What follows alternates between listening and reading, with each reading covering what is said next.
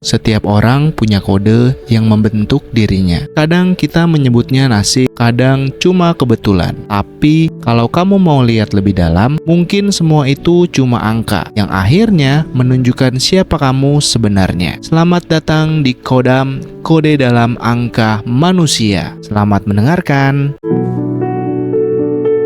Kita hidup di zaman yang dikuasai oleh data. Semuanya bisa dihitung. Langkah, detak jantung, bahkan sampai mood kita hari ini. Tapi anehnya, ketika angka masuk ke ranah yang sifatnya spiritual, kita jadi ragu. Kita bertanya, ini beneran atau cuma kebetulan ya? Dan itu normal. Sebelum lanjut dengerin episodenya, jangan lupa follow podcast Kodam, search di Spotify, bisa pakai Spotify desktop atau pakai website langsung akses di open.spotify.com. Search aja ya podcast Kodam. Dan kalau kalian aksesnya dari aplikasi Spotify, jangan lupa nyalain lonceng notifikasinya biar nggak ketinggalan episode terbaru dari podcast Kodam. Terima kasih semuanya dan selamat mendengarkan. Skeptis itu sehat kok, karena numerologi bukan tentang percaya hal yang membabi buta, tapi tentang memahami cara manusia mencari makna. Jadi hari ini kita akan bicara tentang pertemuan angka dan juga realita, tentang apa yang bisa dijelaskan dan apa yang sebenarnya terjadi di dalam diri kita, terutama saat kita menemukan sebuah pola. Dan mungkin lo juga pernah ngalamin. Dalam psikologi ada istilah namanya apopenia. Kecenderungan manusia melihat pola dalam sesuatu yang acak. Ada juga confirmation bias. Kita mencari bukti yang mendukung keyakinan kita. Jadi, apakah numerologi itu cuma bias? Enggak secepat itu. Karena ada satu hal lain yang mungkin kita sering lupa. Manusia itu selalu butuh refleksi, dan simbol, termasuk angka, adalah alat refleksi yang paling mudah dipahami. Sama halnya seperti psikometri, tarot, astrologi, atau bahkan journaling, di mana numerologi juga bekerja karena kita sedang mencoba memahami diri sendiri. Dan saat kita menemukan makna di dalam angka, tapi kesadaran kita yang lagi kebuka. Gue punya banyak momen, salah satunya adalah ulang tahun gue yang kemarin. Tahun 2025 ini umur gue 33. Gue pernah ada di fase ngelihat angka ulang tahun itu muncul terus. Di jam, di nomor antrian, bahkan di total pembayaran saat beli sesuatu. Ya awalnya gue mikir, paling itu cuma kebetulan. Tapi anehnya, itu muncul di momen gue ngerasa kehilangan arah. Dan entah kenapa, angka itu kerasa kayak reminder. Hey, lo itu masih punya perjalanan yang panjang. Momen gue yang lain, contohnya pada saat gue memilih untuk berkarir. Mungkin lo juga pernah ngerasa bahwa kira-kira karir gue akan gimana ya? Dan pada waktu itu, gue belajar tentang life path dan soul number. Dan ternyata gue menyadari angka itu ternyata menggambarkan fase hidup gue pada saat itu. Bukan karena angkanya yang ajaib ya, tapi karena gue akhirnya jujur melihat diri gue sendiri. Atau momen yang terkait dengan orang lain pada saat gue punya pasangan. Pada saat gue memproses pola relasi, angka yang gue pelajari tentang lesson number itu muncul dan pas banget di momen itu. Dan gue sadar bukan angkanya yang tahu tentang gue, tapi gue yang akhirnya menamai sesuatu yang selama ini gue rasain. Dari 3 momen ini mungkin 1 atau 2 atau bahkan semuanya kalian juga pernah mengalami. Kalau misalnya lo ngerasa bahwa kayaknya pengalaman gue juga kayak gini deh, berarti kalian sudah sadar bahwa kehadiran kalian itu memang membentuk sebuah pola. Ketika dibilang angka bertemu dengan realita, sebenarnya yang bertemu adalah kesadaran plus pengalaman hidup plus simbol. Numerologi bukan tentang memprediksi masa depan, tapi membantu kita memberi nama pada sesuatu yang memang kita rasakan. Dan gue sadar itu sangat powerful, karena ketika kita bisa menamai sesuatu, tentu kita bisa mengambil keputusan dengan jujur. Psikolog Viktor Frankl pernah bilang, manusia itu bisa bertahan dalam kondisi apapun selama dia menemukan maknanya. Dan gua rasa bagi sebagian orang, makna itu bisa datang dari mana aja. Dan salah satunya lewat angka. Bukan karena angka itu sakti, ya, tapi karena itu emang cara paling sederhana untuk memulai dialog dengan diri sendiri. Sekarang buat lo yang ngerasa episode ini adalah episode gue banget, atau paling relate dengan kalian, atau setelah mendengarkan ini lo justru lagi ada di fase bingung, atau mungkin di fase yang stuck, atau justru lagi dalam masa yang naik-naiknya nih gitu. Ingat ya, angka-angka ini tuh bukan jawaban. Justru angka-angka ini adalah pintu untuk bertanya. Apa sih sebenarnya yang sedang gue kejar? Kenapa gue ngambil keputusan kayak gini? Atau apa pelajaran yang sedang datang di dalam hidup gue saat ini?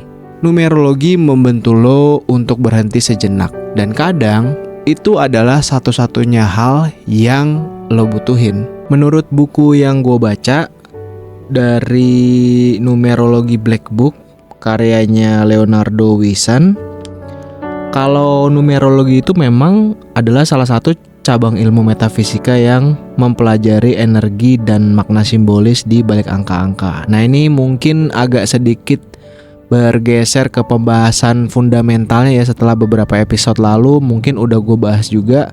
Jadi angka yang ada di dalam numerologi itu dianggap mempunyai getaran yang unik dan berpengaruh terhadap berbagai aspek kehidupan, termasuk pembahasan yang kita bahas di episode ini gitu. Nah, mungkin dari lo semua sadar bahwa kayak kepribadian, hubungan, karir, sampai dengan perjalanan spiritual itu terkait dengan nomor-nomor yang kadang suka muncul di pikiran lo semua. Nah, menurut buku ini, getaran yang dimaksud itu adalah mungkin cara semesta untuk berkomunikasi dengan kita. Seperti ngebantu kita tuh memahami pola energi yang mendasari setiap pengalaman hidup. Jadi, angka-angka dalam numerologi itu emang gak hanya cuma jadi representasi kuantitatif doang, tapi juga punya pesan mendalam tentang siapa sebenarnya kita dan tujuan kita tuh di dunia ini tuh apa gitu. Nah, menurut bukunya di Numerologi Black Book ini, di dalam pandangan numerologi itu angka-angka bertindak sebagai bahasa yang universal, yang memang dipakai untuk ngebaca pola-pola kosmis gitu.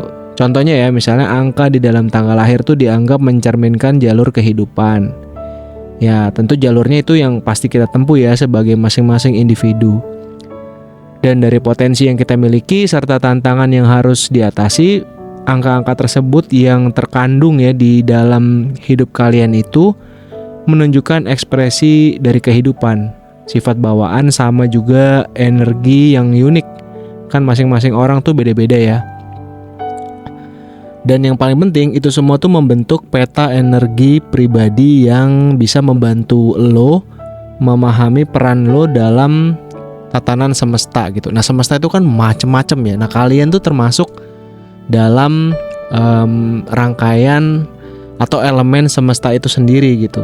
Nah, si numerologinya ini menawarkan wawasan tentang gimana sih pola-pola energi itu berpengaruh di dalam hubungan kalian sebagai individu ya. Kayak gue misalnya, lo sebagai manusia gitu, terkait dengan hubungan antar manusia gitu, lo dan orang-orang yang ada di sekitar lo. Nah, setiap individu emang punya kombinasi angka yang unik yang mencerminkan kepribadian, dorongan batin, dan juga cara lo untuk berinteraksi dengan dunia ya, semua hal yang ada di dunia ini. Nah, kalau misalnya lo paham sama angka-angka ini, lo tuh dapat dengan mudah mengenali semua dinamika yang terjadi di dalam hubungan lo gitu. Gue pun gitu. Jadi di dalam lingkungan keluarga misalnya, atau sama pasangan lo, atau sama rekan kerja lo. Nah, hal-hal itu tuh bikin lo ready gitu untuk membangun hubungan yang lebih harmonis gitu. Jadi lo sebagai individu tuh bisa lebih memahami dan menghargai perbedaan yang ada di sekeliling lo. Kalau misalnya kita mau jabarin lebih lanjut, kayak numerologi itu juga bisa ngebantu lo lebih peka gitu ya, dan sadar bahwa memang interaksi kita tuh sama orang lain juga merupakan bagian dari pola energi yang lebih besar gitu. Jadi sadar atau tidaknya gitu, tapi lebih bagus kalau misalnya lo sadar sih. Tapi kalau enggak ya paling enggak tuh ada hal-hal kecil ya yang mungkin lo coba rangkai sebagai sebuah pola sehingga lo lebih tahu dengan apa yang ada di sekeliling lo gitu, karena itu semua akan terkait di setiap kehidupan. Nah, mungkin secara gampang gitu numerologi juga bisa dimanfaatkan untuk mengambil keputusan penting gitu.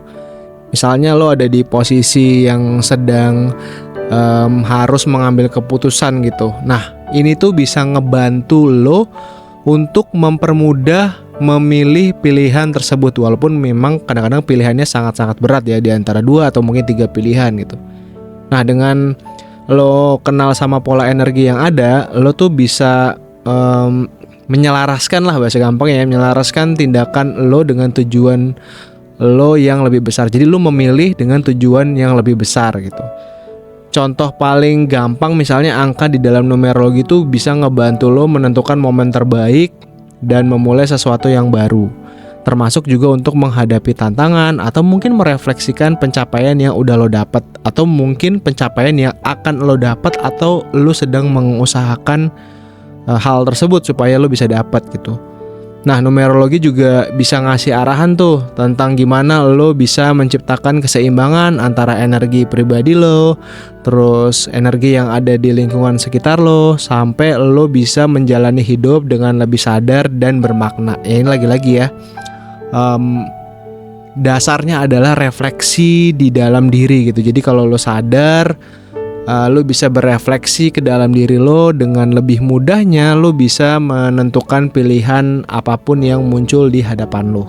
Kalau gue ya secara pribadi juga ngerasa bahwa numerologi itu emang ada sebagai, bisa dibilang sebagai tools ya, atau alat bantu yang bisa ngebantu gue tuh buat memahami diri lebih dalam gitu. Jadi bukan kayak, ini bukan soal ramal-meramal atau mungkin mistis atau apapun ya, tapi menurut gua dengan adanya numerologi ini yang sampai saat ini gua masih belajar, gua bisa lebih lebih sadar diri dan mengetahui motivasi yang tersembunyi yang mungkin sebelumnya gua belum sadar, gua belum tahu, termasuk juga tantangan yang gua tuh akan hadapi di kemudian hari gitu. Jadi karena gua lagi-lagi ya perlu banget buat tahu bahwa kira-kira potensi apa yang ada di dalam diri gue sendiri gitu, yang mungkin menunggu buat diwujudin gitu. Dan lo mungkin bisa jadi sama kayak gue posisinya gitu. Ya kalau ditarik dalam ilmu psikologi, di mana pemahaman kepada setiap perilaku orang itu untuk membantu dan menemukan jati dirinya, emang numerologi tuh cara kerjanya tuh hampir-hampir mirip lah kurang lebih ya. Kan intinya goalsnya itu membantu gue untuk mengenali keunikan diri gue gitu. Dan sampai saat ini gue menyadari beberapa hal. Dan kalau misalnya lo juga tertarik, coba deh lo ikutin episode dari Kodam ini, dan mudah-mudahan ya lo juga mendapatkan apa yang juga gue dapatkan sejauh ini. Sebelum gue lanjut ke segmen berikutnya, kalian harus tahu ya bahwa podcast Kodam itu adalah podcast reflektif dan modern yang menggunakan numerologi Pythagorean sebagai medium untuk memahami diri, hubungan, dan perjalanan hidup.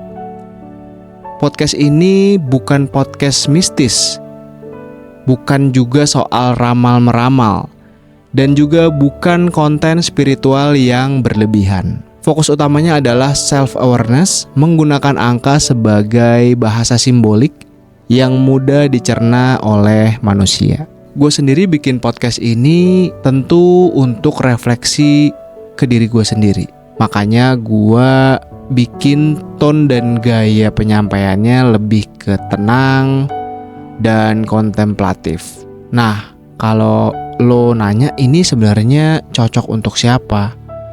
Gue tidak menargetkan market podcast ini untuk siapapun gitu ya, atau untuk kalangan tertentu. Tapi kayaknya gue rasa podcast ini cocok sama para Gen Z sampai dengan mundur ke milenial gitu. Jadi podcast ini bukan untuk menggurui, tapi lebih mengajak lo semua untuk merenung.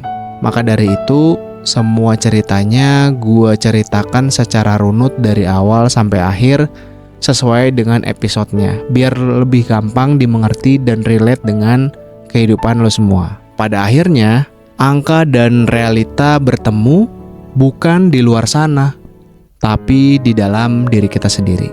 Dan di episode berikutnya, kita akan bicara tentang sebuah pertanyaan besar. Apakah nasib bisa dihitung? Sebuah episode tentang pilihan, kebebasan, dan apa yang sebenarnya menentukan hidup kita. Ini Kodam, kode dalam angka manusia. Gua Putu, pamit.